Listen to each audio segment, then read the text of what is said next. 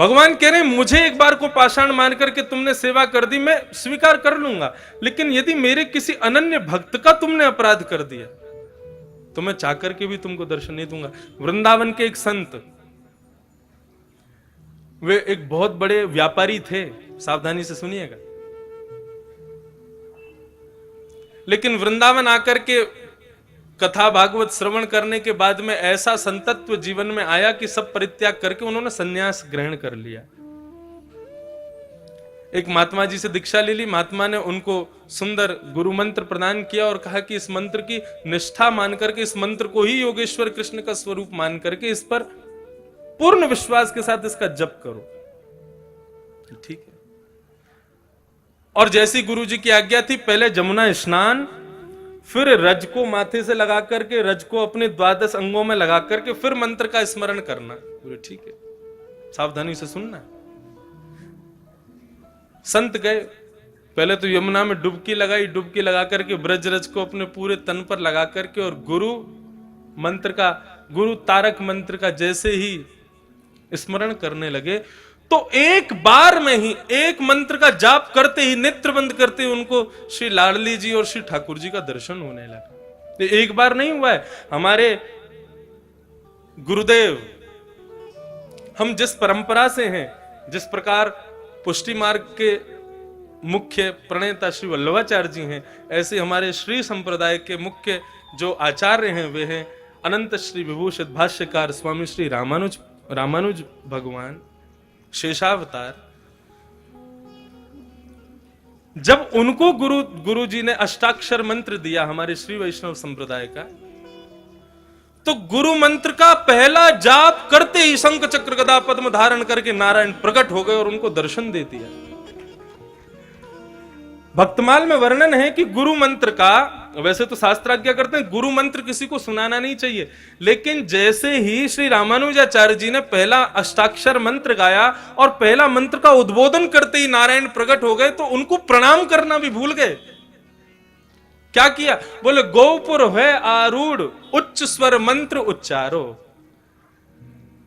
हमारे श्री वैष्णव संप्रदाय में जो दक्षिण में मंदिर होते हैं उनके बड़े ऊंचे ऊंचे गोपुर होते हैं। आप लोग तिरुपति जाओ, श्रीरंगम जाओ, श्रीरंगम का गोपुर तो महाराज किलोमीटरों दूर से दिखाई देता है।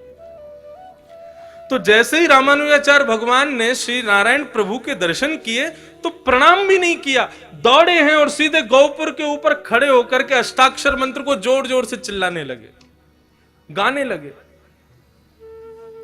आचार्यों ने कहा, बोले अपराध कर रहे हो, गुरु मंत्र को खुले में गा रहे हो।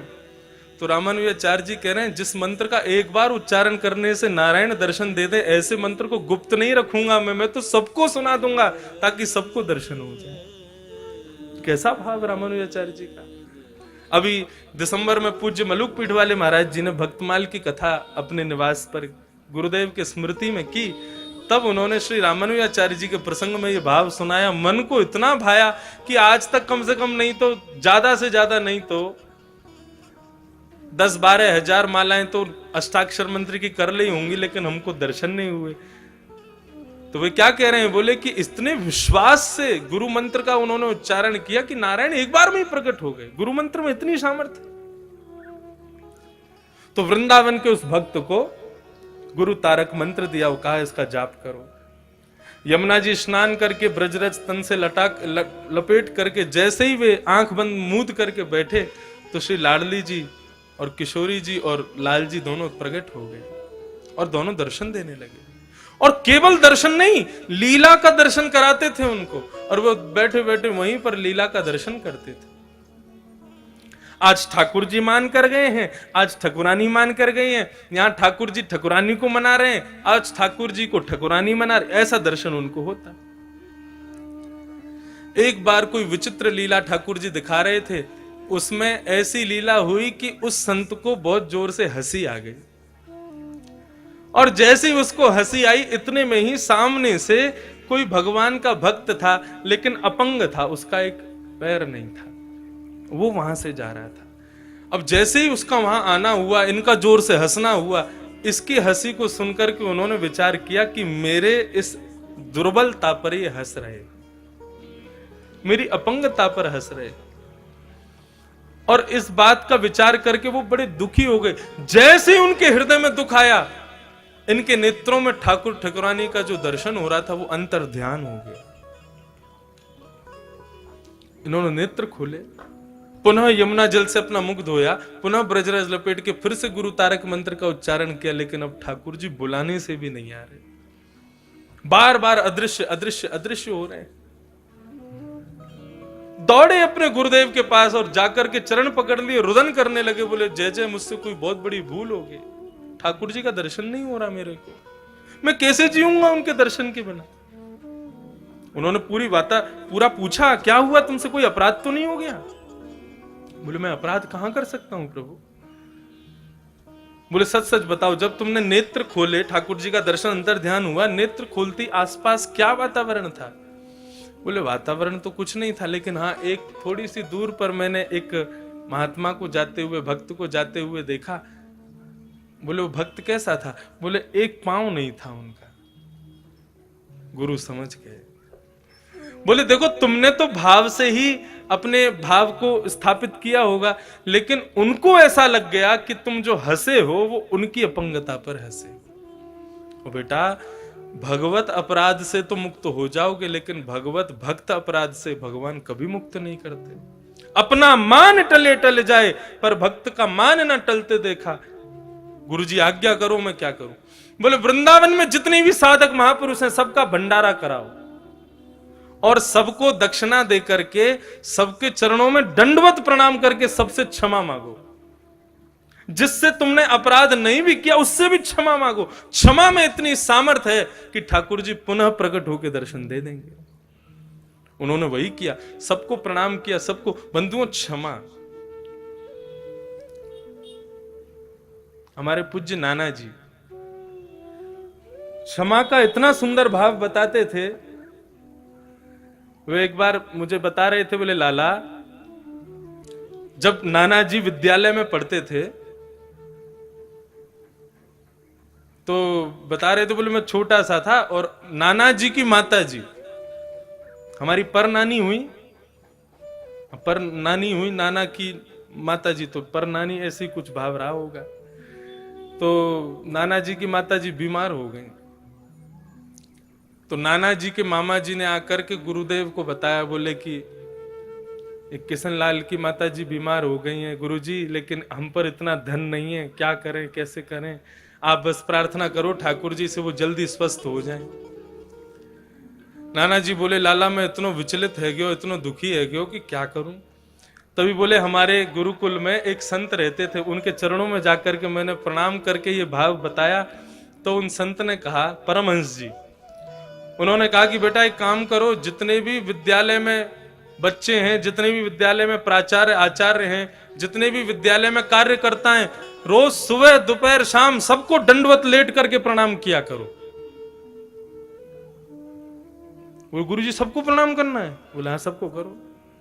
तो हमारे नाना जी बोले प्राचार्यों को कर लेंगे, कार्यकर्ताओं को कर लेंगे, लेकिन इन बालकों को करने में शर्म आएगी हमको, ये तो हमारे संग पढ़ते हैं। और गुरुजी इनमें से कई तो ऐसे हैं जिनसे हमारी एक आंख नहीं बनती, उनको क्या करें? गुरुजी बोले उनको तो और ज्यादा श्रद्धा से प्रणाम करना, हमने आज्ञा कर दी, अब ये काम शुरू कर दो। नाना जी बताते, बोले मैं सबको प्रणाम करता, जिनसे मेरी बनती नहीं थी ना उनको मुंह फेर के प्रणाम करता, लेकिन करता जरूर था।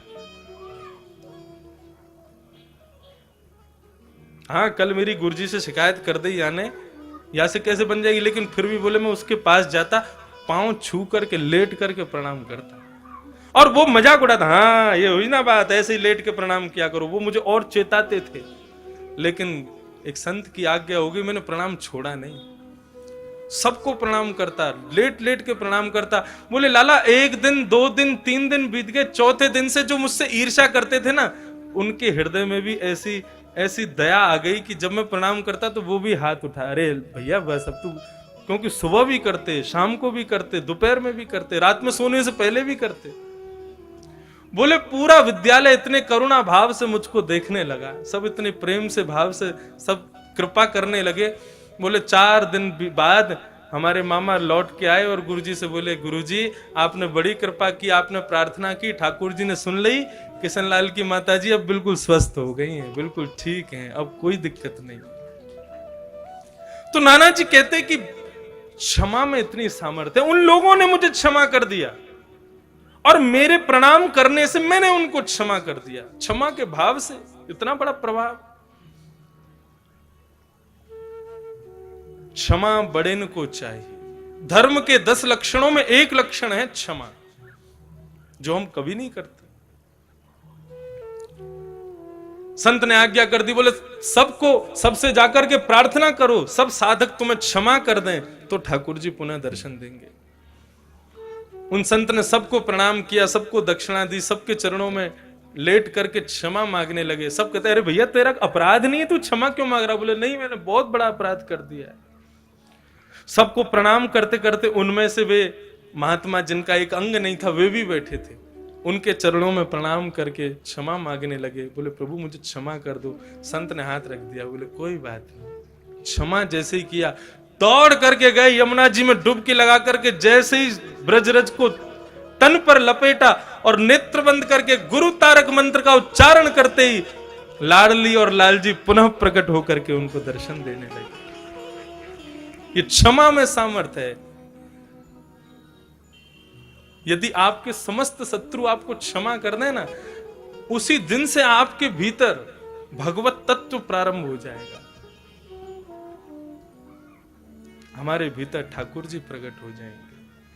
और उसके लिए करें क्या? श्रीमद् भागवत बार बार कहती है, सब में भगवान को देखो।